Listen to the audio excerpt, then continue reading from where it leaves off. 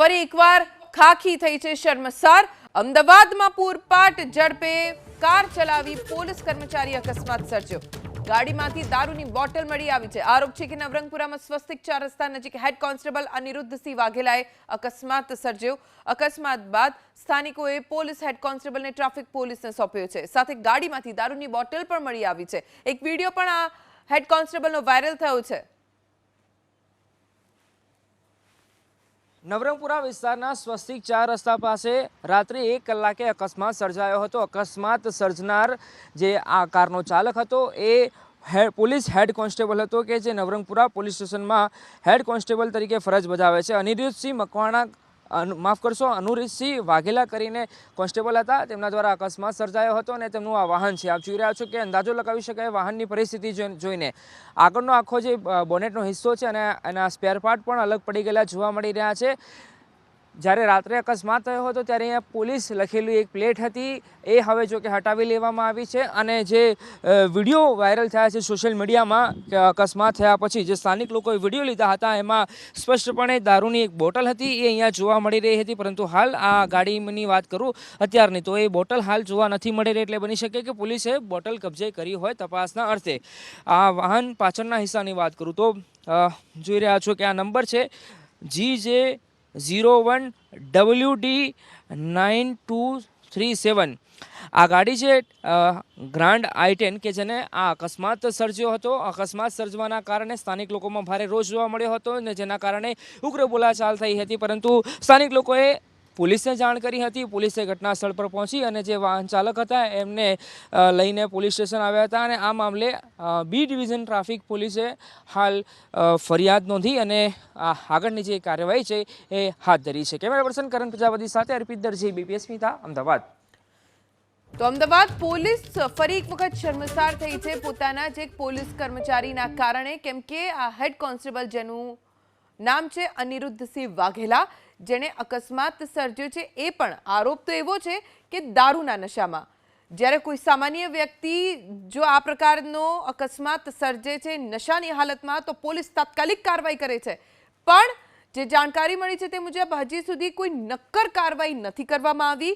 પોલીસે કાર્યવાહી તો કરવી જ પડશે, કારણ કે કાયદો તો કોઈ પણ તોડે દંડ અને સજા સરખી જ થવી જોઈએ, પછી એ કોઈ પણ કેમ ના હોય, પોલીસ કર્મી જ કેમ ના હોય। પોલીસ કર્મી જેણે અકસ્માત સર્જ્યો, જે વિડીયો વાયરલ થયો છે તેમાં પોલીસ કર્મી આસપાસ ભેગા થયેલા લોકો સાથે દાદાગીરી કરતો પણ જોવા મળી રહ્યો છે। એટલું જ નહીં, જ્યારે એ વિડીયોમાં દેખાયું ત્યારે ગાડીમાં દારૂની બોટલ પણ મળી આવી।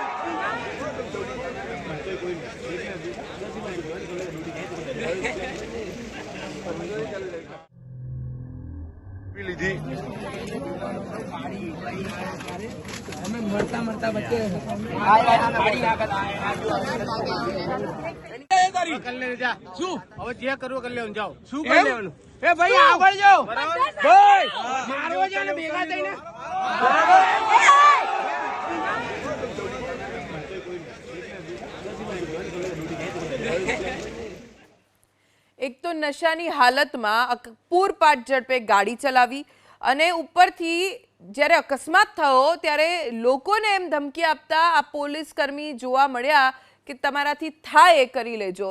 એટલે એ સ્પષ્ટ દેખાઈ રહ્યું છે આ વિડીયોમાં કે આ જે પોલીસ કર્મચારી છે તેને પોતાના પોલીસ હોવાનો ઘમંડ છે, જેનો ફાયદો એ ઉઠાવી શકે છે, તેની નિશ્ચિતતા તેની પાસે છે।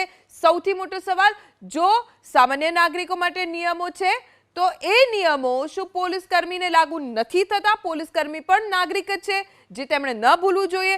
ખાનગી વાહનમાં પોલીસની પ્લેટનો પરિપત્ર જાહેર કરવામાં આવ્યો છે, પણ તેની અમલવારી કેટલી થાય છે એ પણ આ ઘટનાથી સ્પષ્ટ થાય છે, કેમ કે આ માત્ર જાહેરનામું છે, અમલવારી તેની નથી થતી। જે કરવું હોય તે કરી લે તેમ કહી પોલીસ કર્મી રોફ જમાવતો જોવા મળ્યો। પોતે વાકમાં છે છતાં પણ જો આ પોલીસ કર્મી દાદાગીરી ન કરી હોત અને શિદ્દતથી ગયો હોત પોલીસ સ્ટેશન જાતે જ, તો આટલી કદાચ બબાલ પણ ના થાત.